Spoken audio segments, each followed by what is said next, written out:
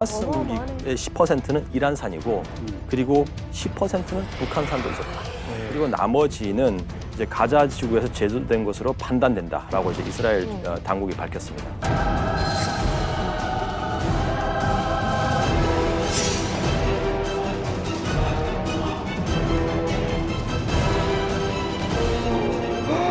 북한 기술, 어머 세상에. 국정원이 파악한 바에 따르면 김정은이 지금 이스라엘과 하마스 간의 전쟁을 굉장히 예의주시하고 있는 것으로 전해지고 있는데 국정원의 첩보에 따르면요. 김정은이 이스라엘과 전쟁 중인 팔레스타인 무장 세력을 지원할 수 있는 방안을 찾아라 라고 지시한 구체적인 첩보를 우리 국정원이 포착을 했어요. 그래서 국회에도 이미 보고한 상황이고요. 그러면서 국정원 분석이 팔레스타인 하마스 무장 세력의 이스라엘 공격을 보면서 김정은이 우리도 방사포를 쏘면서 재래식 전력을 이용해서 남한을 기습 침투할 수 있다. 이걸 상정한 실제 훈련도 김정은이 검토해보고 있는 것으로 국정원은 해석을 하고 있습니다. 실제로 이스라엘과 팔레스타인 간 전쟁이 거기서 중동에서만 끝나는 게 아니라 우리 한반도에서 재현될 가능성도 있다라고 국정원이 진단을 한 거죠. 와, 아니 그 국정원 하면 사실은 우리나라 최고 정보기관인데 거기서 이런 분석을 했다는 거는 어떻게 보면 갑자기 또 김정은이 혹시 전쟁까지도 생각을 한 건 아니겠죠? 사실 한반도에서 전쟁이 일어나면 안 되죠. 그리고 만약 북한이 전쟁을 일으킨다 그러면은 정권을 포기하겠다라는 그런 말이거든요, 사실. 그럼에도 불구하고 우리가 1%의 가능성만 있더라도 저희가 고민을 해봐야 되거든요. 왜냐면은 사실은 뭐 이 기회를 틈타가지고 중국이 대만을 침공한다. 그러면은 사실은 미국이 힘이 분산되는 거예요. 그래서 사실 우리가 6.25 때도 스탈린 작전이 그거였어요. 한반도에 미국의 전력을 붙잡아 놔라. 우리는 유럽에만 관심이 있다. 그걸 우리가 생각해 본다 그러면은 중국이 북한을 꼬드겨 가지고 니네가 한번 도발을 해봐라. 그러면은 미국이 한반도에 관심을 갖는 동안에 중국이 대만을 어떻게 해보지 않을까. 그런 또 분석을 하는 사람들도 있습니다. 지금 북한이요, 이 중동 전쟁에 꽤 깊이 관여하고 있다는 증거들이 지금 등장을 하고 있어요. 팔레스타인 무장정파 하마스가 이스라엘을 기습 침투한 걸 보고서 이제 북한의 기습 남침 시뮬레이션을 진행하고 있지 않겠느냐. 사실은 직접적인 관계가 있는 부분들도 정황이 나타나고 있습니다만 그렇지 않다 하더라도 대치 국면에 있는 북한의 입장에서는 이제 다른 지역에서의 전쟁의 상황들이 하나의 시뮬레이션이고 하나의 이제 학습 효과가 이제 생길 수 있기 때문에 결국은 좀 남침에 대한 가능성이 높아지고 있다라는 데에 대해서는 분명히 이견은 없는 것 같아요.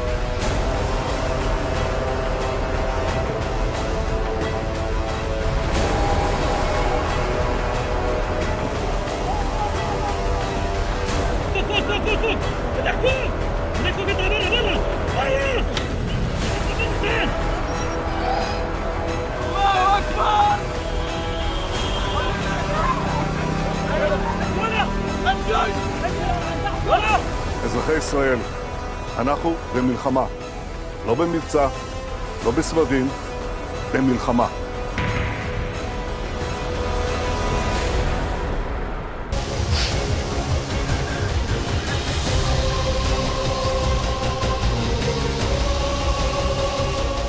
패러글라이딩 타고 저렇게 공격해 올 줄이야.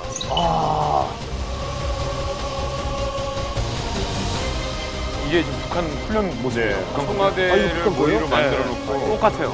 하마스가 했던 거랑.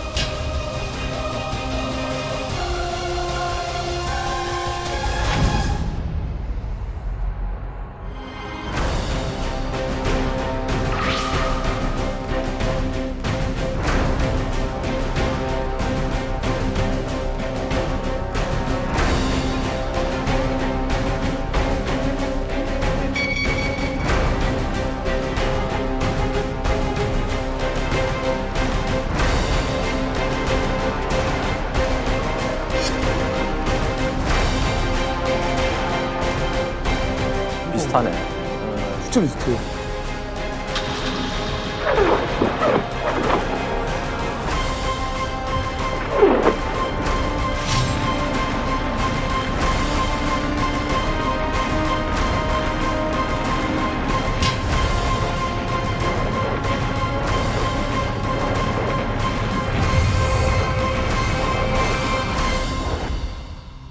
막상 이렇게 직접 보면서 이렇게 비교해서 보니까 6.25 전쟁 때 이 북한이 새벽에 쳐 들어온 거랑 이 밀고 들어온 거랑 약간 좀 비슷한 것 같아요. 그러니까요. 그리고 또 하마스 땅굴 얘기가 나왔는데 뭐 500km니 뭐니 뭐 이런 얘기 나오잖아요. 근데 북한이야말로 땅굴 파는 거에 있어서는 뭐 지구상에서 최고라고 할 정도니까 오늘 주제가 남 얘기가 아니에요.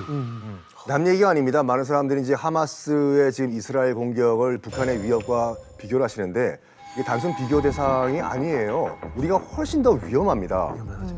일단 하마스의 무장 정파 또는 무장 단체라고 하는데 정규군이 아니에요. 북한군은 정규군이고 그리고 일단 사이즈를 한번 봅시다. 2024년도 전 세계 군사력 순위 우리나라 몇일까요? 10위권 안에 있겠죠. 네, 높은 6위예요. 6위. 이스라엘 몇일까? 이스라엘? 18위래요. 18위. 자, 그럼 이제 북한 봅시다. 북한은 몇일까요?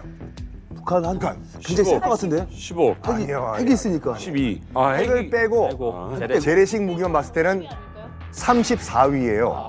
그러니까 그만큼 그 돈을 투자해놓고 겨우 34위. 뭐 그것도 좋다 칩시다. 하마스는 아예 집계조차 안 돼요. 정규군이 아니니까. 정규군이 아니기 때문에. 뭐 하마스 같은 경우에는 군 병력 최대 3만 정도로 보고 있거든요. 북한 일단 공개된 것만 120만 명이에요. 와. 그러니까 지금 하마스와 북한을 단순 비교하는 것이 약간 합리적이지 못하고 우리가 처한 상황이 훨씬 더 위험하다 이렇게 보셔야 돼요. 왜냐면 지금 하마스라고 해봤자 그 가자지구 안에 근거지로 두는 게 전부거든요. 그러니까. 가자지구 안을 이스라엘이 지금 둘러싸고 사실 일방적인 보복 공격이 감행되고 있거든요. 근데 북한은 엄연히 영토가 우리랑 똑같잖아요. 그리고 정규군이니까 하마스보다 한 100배는 더 위협적일걸요. 훨씬 더. 거기다가 김정은은 아마 이번 계기를 통해서 자신감도 얻었을 거예요. 아, 뭔가 아이언돔이 지금 5천 발이 날라오니까 거의 뭐 자기 기능을 못 했거든요.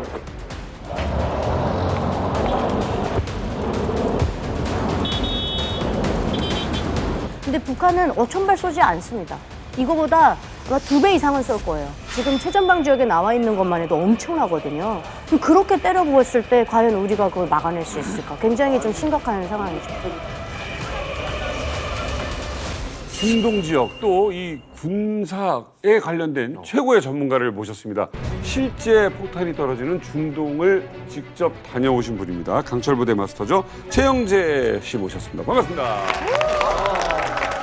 네, 반갑습니다. 특전사 저는 장교로 10년 동안 실제 현역 복무를 했고 중동 지역에 2번 파병을 다녀왔던 경험이 있습니다. 실제로 눈앞에서 그 폭탄이 터지는 걸 보셨나요? 실제 저희 주둔지에 제가 레바논 갔을 때 지금 전쟁이 일어나는 레바논 남부 지역에 이제 블루라인이 있거든요. 그 철책을 이제 저희가 이제 지키고 우리나라 군인을 경호하는 임무를 했었는데 주둔지 주변에 박격포가 수시로 떨어집니다. 어찌됐건 이 하마스의 이스라엘 침공은 북한의 남침 전천이다라는 이야기가 나올 정도로 우리에게 또 시사하는 바가 굉장히 큽니다. 이번 이스라엘과 하마스 전쟁에서 방금 이제 서아 씨가 언급해 주셨던 하마스의 땅굴, 이걸 이제 일명 가자 메트로라고 이제 이야기하는데 지금 이 땅굴 기술을요 바로 북한이 전수해 준 것이 아니냐 하는 여러 가지 정황들이 지금 언론을 통해서 밝혀지고 있습니다. 그래서 누구보다 오늘 북한 땅굴에 대해서 잘 알고 있는 북한 당비서 출신 박정민 씨를 모셨습니다. 본인 소개를 좀. 저는 탈북 전까지 북한에서 90년대 고난의 행군 때도 북한 예하벌이 40%를 담당한 공장에 초당 빚을 하고 있었는데 그러세요? 아, 박미서 동지가 방비서가 사실은 이 쉬운 일은 아닌 것 같고 아무나 할 수 없잖아요. 아, 절대 가능하지 대단하신데 않죠. 혹시 땅굴 관련해서 뭐 이런 일을 하신 거예요? 북한에서 땅굴에서 살아봤고 어느 때인가 하면 박정희가 피살됐을 때 1979년도 그때인가 제가 그 땅굴 안에서 한 1개월간은 생활했어요. 그때만 생활한 게 아니라 군복무를 강하다 피서했거든요. 일시적으로 뭐 전투 1호 하면 군복 메고 장거리에다 차고 땅굴에 들어가서 한 달이면 한 달, 석 달이면 석 달. 그 안에 뭐 10m 조준 연습장도 다 있고. 아니 피라미드도 아니고 거길 왜 이렇게 오래 들어가서 한 달을. 근데 아무튼간에 땅굴이 실제로 있었다, 많이 있었다. 그리고 땅굴을 실제로 들어가서 살아봤다는 말씀이시죠? 땅굴 안에 어떤 시설이 있어요? 땅굴 안에 시설은 여러 가지예요. 뭐 한 개 분대가 들어갈 수 있는 것도 있고, 또 한 개 소대가 들어갈 수 있는 것도 있고, 대대까지도 들어갈 수 있는 땅굴 다 있어요. 그게 식량만 있으면 뭐 1년이고 2년이고 살 수는 있거든요. 그러니까 앞서서 그 이야기하셨을 때 이제 한 달을 생활하셨다. 예. 그러면 이제 뭐 침실하고 뭐 식당 같은 건 기본적으로 있을 거고 화장실 있어요. 같은 경우 예. 뭐 10m 사격장도 있다라고 예. 했는데 다른 어떤 또 시설들이 있는 게 있다면 특이한 다른 시설들이 있다면 무슨 탄약 창고라든가 무기 창고라든가 군복무 생활에서 할 수 있는 주요 설비들은 다 그 땅굴 안에 다 있거든요. 그렇기 때문에 그 땅굴 안에 들어가면 나올 필요도 없어요. 통신 설비고 맞아요. 뭐이고 다 설비. 근데 이게 군인이셨잖아요. 근데 저희도 학교 때 들어가면 보름 동안 안 나왔어요. 94년도 김일성 죽었을 때 그 땅굴에 우리 학교 600명 넘게 다 들어갔어요. 왜? 들어가서 전쟁 난다고. 그때 폭풍 발령이 났어요. 그래서 막 번개 울에 막 떨어진 거예요. 우리나라 진돗개에 해당하는. 그래서 들어가서 저희도 보름 만에 나왔거든요. 그럼 들어가면 그 안에 교장 선생님 방도 있고요. 거기 막 철덩어리 어떻게 들어가는지 모르겠는데 전기랑 다 들어온 거예요? 거기 안에 들어가면 배터리로 다 연결할 수 있어요. 그래서 그 입구를 어떻게 통과했는지 모르지만 있을 건 다 있어요. 저희 학교에 이렇게 줄 서서 가잖아요. 그럼 학급 단위로 담임 선생님이 데려가서 넣어요. 그럼 그 구멍이 굉장히 찾기 어려워요. 이렇게 다 가려져 있거든요.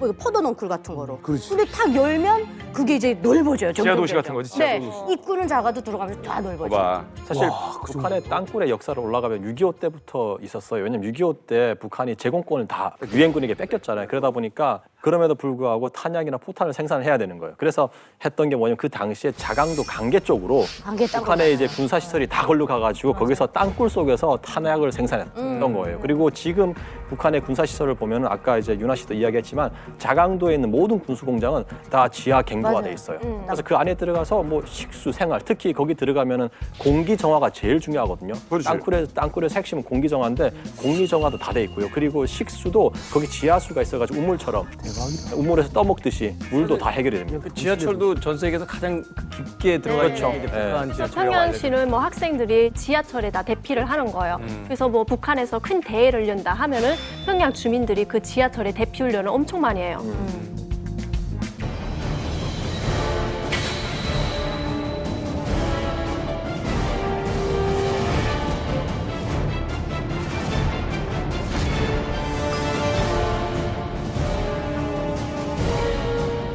총 연장 483km요? 이야, 어마어마하네. 430.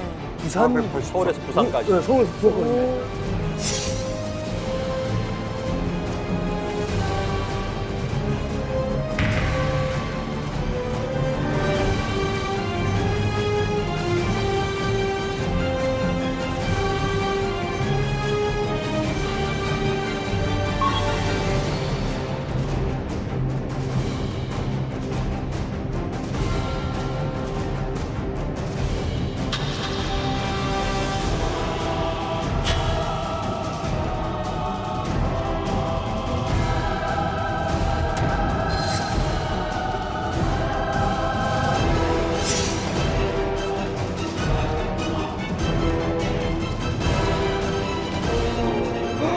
북한 기술로 어머 세상에.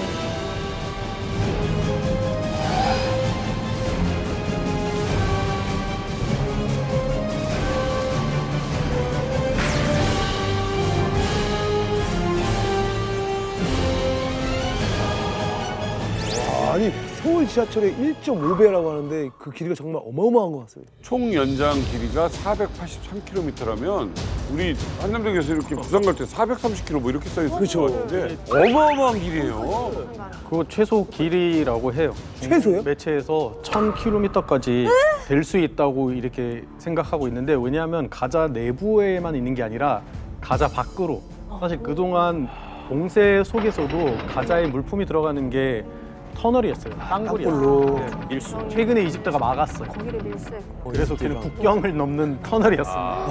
고무줄처럼 있으니까. 저번에 이스라엘 인질이랑 인터뷰를 하는데 하마스 요원이 오토바이에 저를 태워서 갔어요. 터널 속에서. 그러면은 오토바이 달릴 수 있는 터널도 있고 아, 저기 조그만 거 말고? 네, 깊이가 80m 되는 터널도 있어요. 깊이가. 네, 30층짜리 집만큼이나 아래로. 이 땅굴이 얼마나 위협적이냐면요.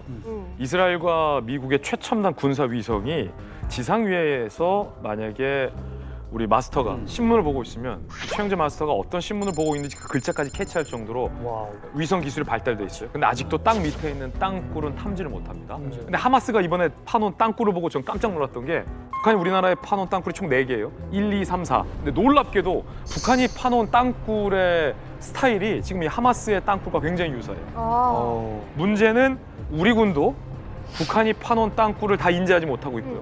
이스라엘도 하마스에 있는 땅굴을 다 인지하지 못하고 있어요. 그래서 저도 동영상을 보다가 그 계속 하마스 땅굴인 줄 헷갈리지? 알다가 북한 사람이 보이는 거예요. 그래서 아 북한이구나 이렇게 생각을 했어요. 너무 비슷해요. 그 정도. 똑같다니까요. 야, 아니 이번 이 시가전 전쟁 중심에 있잖아요, 하마스가 지금. 근데 이제 북한 땅굴 기술까지 이게 합쳐지면 정말 무서운 얘기인 것 같은데요. 그렇죠. 그러니까 베트남전에서 미국이 진 가장 큰 이유가 베트콩의 땅굴 때문이에요, 솔직히요. 그렇죠.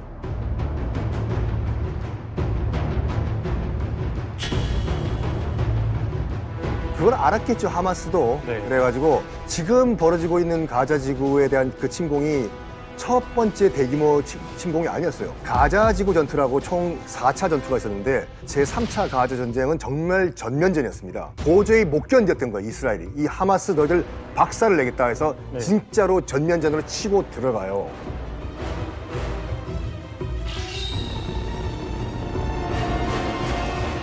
치고 들어갔는데 결국에는 실패를 합니다. 결국엔. 왜? 하마스가 뚫어놓은 땅굴에 마치 베트남전에서 베트콩이 했던 것처럼 치고 빠지고 하는 것 때문에 작전이 실패하고 결국에는 돌아가는데 쉽게 거기를 이제 땅굴을 저희도 훈련을 하지만 그게 게릴라 전술이거든요. 그게 우리가 개미집 생각하시면 네. 굉장히 복잡하게 저거죠. 그리고 이 땅굴에 굉장히 협소합니다.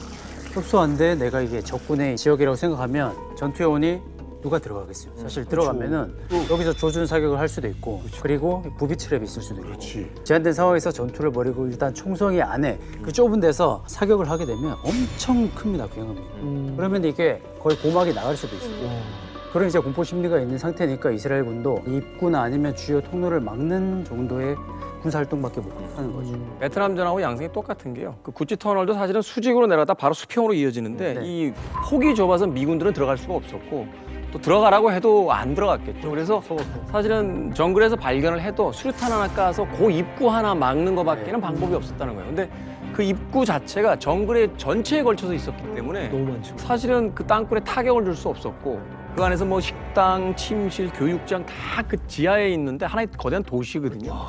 사실은 직접 들어가서 소탕하지 않는 이상은 소탕할 방법이 없다는 거예요. 어찌됐건 이스라엘군이 가장 이거 좀 어렵다, 난제라고 보는 게 이 땅굴이라는데 이 북한에서 만약에 전술을 했다라고 본다면 북한의 그 땅굴 파는 기술은 대단한 거예요? 대단한 거죠. 이미 그 탈북해온 북한 군 고위 관계자들의 증언으로 북한이 이제 땅굴 기술력을 자기가 우방인 중동 국가에 수출해 왔다라는 것은 다 공개가 됐고요. 그리고 결정적으로 2021년에 이스라엘 안보단체에서 발표한 보고서를 보면 레바논 무장단체인 헤즈볼라가 북한 무기 수출 회사로부터 땅굴 기술과 땅굴 자재, 땅굴 인력까지 이제 수입했다라는 보고서가 발표되기도 했거든요. 그러니까 북한이 이미 그 이전에 레바논에 있는 헤즈볼라에게 땅굴 기술을 전수했고 그 땅굴 기술이 하마스에게도 이전됐을 가능성이 매우 농후한 거죠.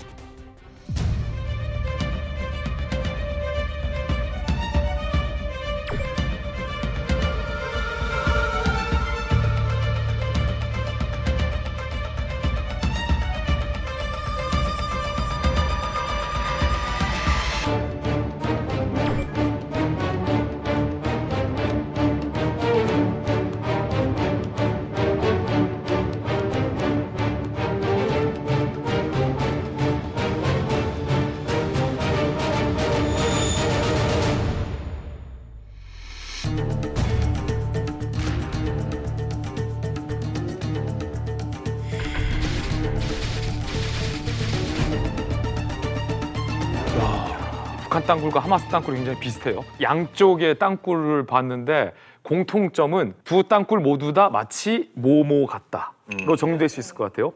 썬킴 교수님. 개미집? 개미집. 나도 개미집이에요.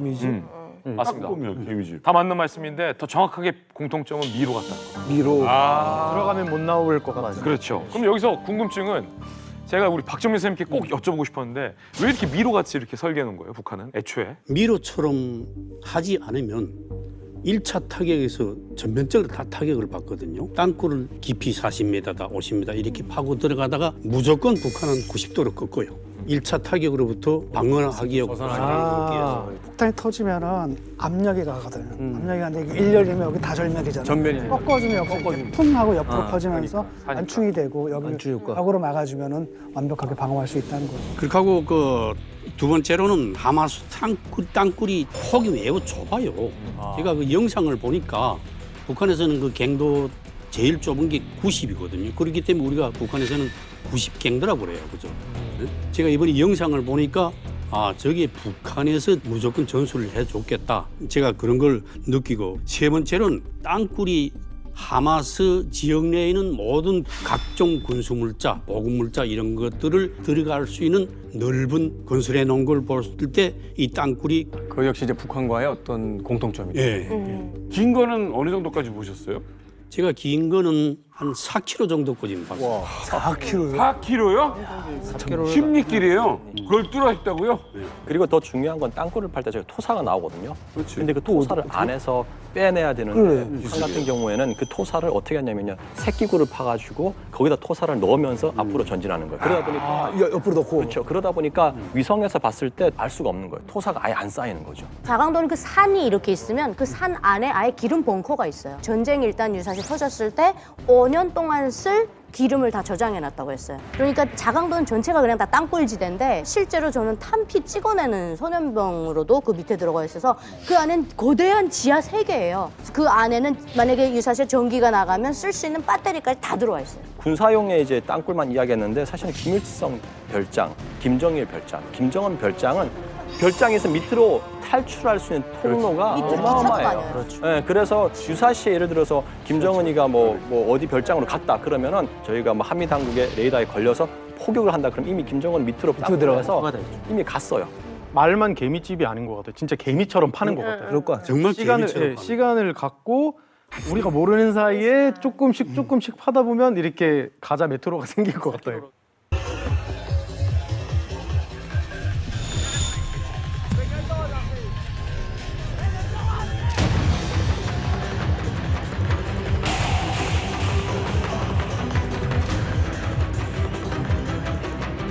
자, 이게 지금 10월 7일에 이거는 음악 축제예요. 저게 이제 말하자면 처음에는 무슨 축하 공연처럼 생각을 했을 거 아니에요. 무서워.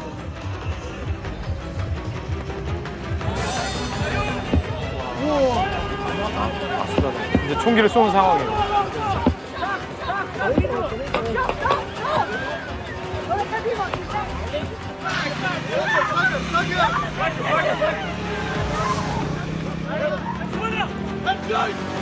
여기에 태워서 그냥 갔다. 네, 오토바이에 태워서 들어갔어요. 그리고 불도저로 이 벽을 무너뜨려서 일부를 지나갈 수 있게.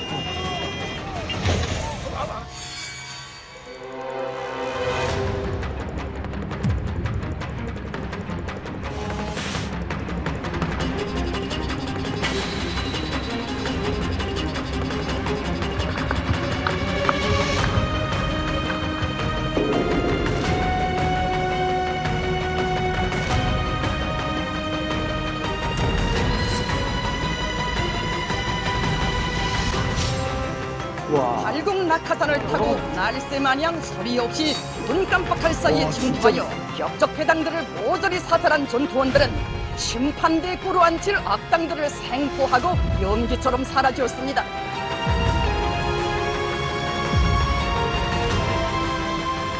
이게 구분이 안 됐어요.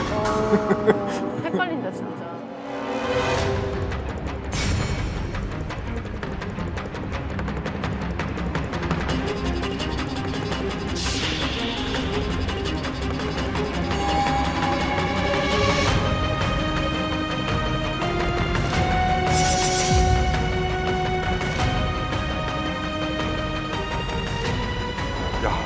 진짜 아니 이게 같이 이렇게 비교해서 보니까 진짜 같은 훈련 같은 느낌이 좀 들거든요. 하마스 영상이 계속 가는 줄 알았더니 또 북한이에요. 그러니까요 이게 저 사실 땅굴보다도 하마스 대원들이 패러글라이딩을 타고 기습 침투하는 영상을 보고 정말 소름 돋았거든요. 이게 저는 뭐예요? 여기서 이건 빼박 켄트 북한이다 라고 저는 확신을 했어요. 이번 하마스의 기습 공격 패턴이 북한이 쓰는 공격 패턴과 너무 유사하다. 첫 번째는 드론 공격으로 분리 장벽에 설치된 이제 각종 첨단 군사 시설을 무력화했다라는 거거든요. 그리고 거기에 패러글라이딩을 타고 재래식 병력이 전자 장비에 걸리지 않은 거예요. 레이더에 기습 침투했다는 점인데 지금 딱 그건 것 같아요. 섬뜩한 게 이게 2010년대 이제 후반에 우리나라는 다 그 철책이죠. 우리 쉽게 철책을 과학화의 이게 경계 시스템으로 해서 스마트 워를 다 저희도 다 했어요. 북한에서 딱 김정은이 2016년에 청와대 모형을 만들어 놓고 거기를 패러글라이딩하고 고공 낙하를 해서 기습해서 포격하는 그 훈련을 했단 말이에요. 근데 그 모습이 그대로 하마스가 이번에 쏜 거죠. 네. 그래서 하마스가 똑똑해서 뭔가 전쟁의 전투 기술이 발전했다고 생각하는 게 그냥 넘어간 게 아니라 그 장벽이 8m라고 그랬잖아요. 거기 8m에 아무것도 이스라엘군이 안 해놨겠습니까? 감시 장비 다 해놨죠. 근데 거기를 드론으로 자폭 드론으로 다 때려버렸죠. 카메라를 다 부시고 경계가 없는 벽을 넘어간 거죠. 이스라엘이라면 첨단 기술은 세계에서 최상위급인데 그렇죠. 그거를 무력화시키고 넘어갔다. 이스라엘이 화난 이유 중에 하나예요. 우리가 흔히 북한군의 침투 양태를 표현할 때 하이브리드 전술이라고 용어를 쓰거든요. 여러분들 그 하이브리드라고 하면은 단어라고 하면 딱 어떤 게 생각나세요? 기름하고 배터리죠. 반은 기름, 반은 전기. 자동차를 생각하면 우리가 이해하기 쉬워요. 우리가 전기로 조금 뭐 시내 주행이나 아니면 가까운 거리를 몇십 킬로를 전기로 쓰다가 또 고출력이 필요할 때는 휘발유로 태우는 거죠. 그러니까 우리가 정규전, 그러니까 재래식 포탄이든 아니면 소총으로 사용하고 재래식 무기라고 생각하는데 그걸로만 먼저 때리는 게 아니라 뒤에 가서는 패러글라이딩을 타고 기습을 해서 뒤에서 혼란을 가져가고 일반 민간인들을 사살해버리고. 보니까 그 이스라엘이 판단하기로는 하마스 무기의 10%는 이란산이고 그리고 10%는 북한산도 있었다. 그리고 나머지는 이제 가자 지구에서 제조된 것으로 판단된다라고 이제 이스라엘 당국이 밝혔습니다. 그러니까 이제는 만들 줄도 알고 저걸 만들 정도면 공장이 엄청 큰 거예요. 그렇죠. 지금 이제 이야기가 굉장히 심각해지기 시작한 게 뭐냐면 이게 상황적인 유사성뿐만이 아니라 실제로 이제 팔레스타인과 이제 북한의 연계성이 직접적으로 드러났다. 이게 이제 굉장히 그 충격적인 것 같고 대체 이 두 나라의 관계가 언제부터 시작됐다고 보는 겁니까? 북한과 팔레스타인의 관계는 아주 오래되어 있습니다. 이 두 나라가 이제 1966년부터 지금까지 한 60여 년간 그 우호 관계가 유지가 되고 있는데 당시만 해도 팔레스타인은 정식 국가가 아니지 않습니까? 그런데 북한에서는 팔레스타인을 국가로 인정을 해버린 거예요. 그리고 팔레스타인 해방기구와 아주 외교 관계까지 맺었고, 그런데 북한에서 왜 그랬을까? 그러니까 북한의 정권이 살아남는 게 딱 하나거든요. 반제국주의 투쟁의 선봉이고, 그렇죠. 민족 해방 투쟁에 우리는 후원자가 되겠다 이런 거고, 팔레스타인과 자기들의 운명이 겹쳐 보였던 것 같아요. 그래서 그때 맺어진 관계가 아직까지 유지가 되고 있는 거죠. 자, 지금 사진은 1981년 김일성이 팔레스타인 해방기구 아라파트 의장한테 공화국 영웅 칭호를 그때 당시 줬어요. 그리고 90년에는 팔레스타인 의장이 방북했을 때의 이 유명한 일화가 있는데 사전 논의 없이 그때 갑자기 방북했다고요. 근데 그때 팔레스타인 의장이 김일성에게 뭔가 하나를 요구합니다. 주석 동지, 우리 배 하나 줘줘요. 어떻게 보면은 굉장히 좀 무례할 수 있는 요구인데 그때 당시 김일성이 흔쾌히 배를 건조해서 줘요. 그 배 이름이 진달래입니다. 진달래. 이후에도 1993년도 아라파트가 또 방북을 합니다. 주기적인 만남을 통해서 친선 관계를 돈독하게 유지합니다. 자, 그런데 이 친선 관계가 무슨 뭐 배 하나 만들어주고 땡큐 베리 마치 이렇게 넘어갔으면 괜찮었겠지요. 그런데 이 북한과 팔레스타인의 그런 끈끈한 연대 관계가 여기까지 넘어갑니다. 과연 이것까지 그들이 했다고 뭘까요? 뭐예요? 뭘까? 뭐예요? 바로 테러입니다. 테러? 테러요?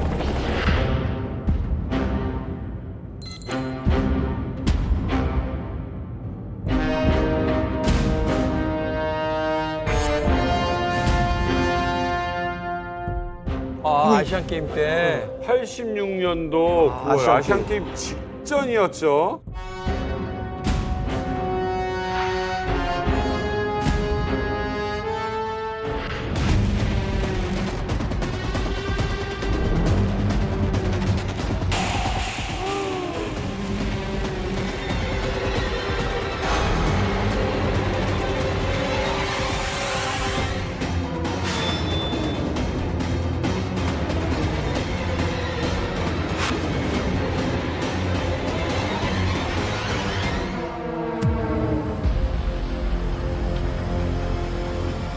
유죄 사건.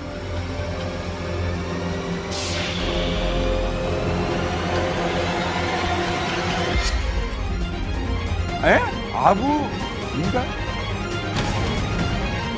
와 진짜. 와, 김정이라고도. 와.